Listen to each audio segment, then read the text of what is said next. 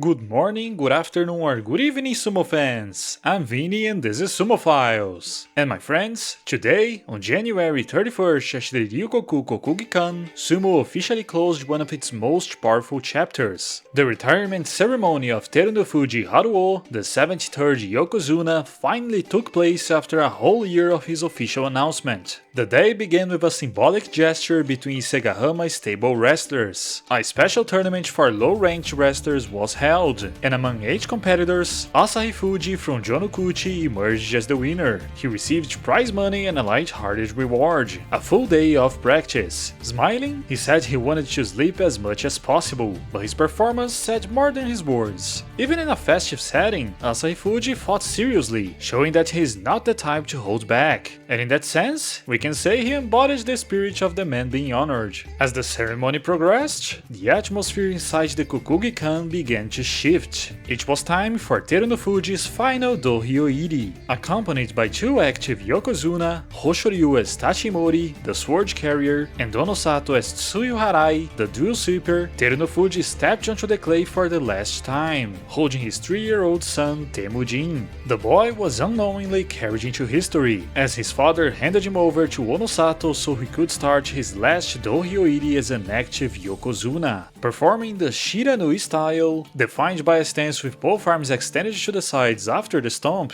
he was met with a reaction that went beyond applause. It was simply something different. It is hard to put into words what it feels like to witness the final dohyo-iri of a Yokozuna. There is joy because the story continues beyond the dohyo, but there's also sadness because the story will never again unfold on the clay. A contrast that was felt throughout the arena. All the memories of his moments of glory suddenly begin to surface in the minds of everyone who followed his career. And at the same time, there's also a certain desire that that moment never end, and that his top-notch never be cut. But unfortunately, this is impossible. Later, Terunofuji explains the intention behind choosing both the Yokozuna to assist him. He wanted to give the audience something unforgettable. 3 Yokozuna sharing the dohyo is a very rare occasion, and it was also his way of saying thank you.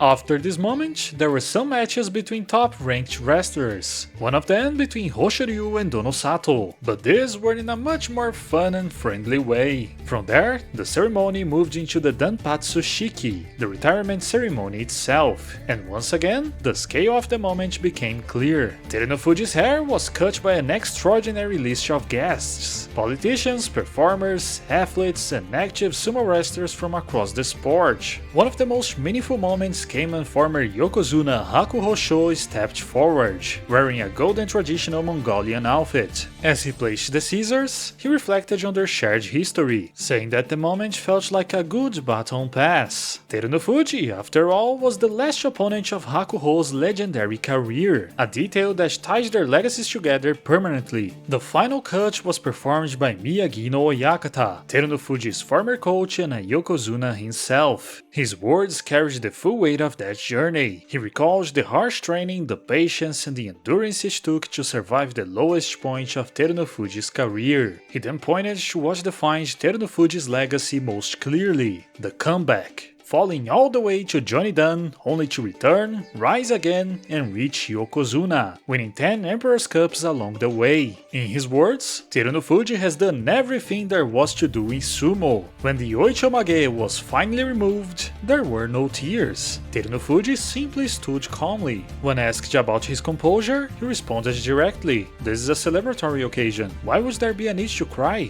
And I must say that was the most characteristic response Terunofuji could have given.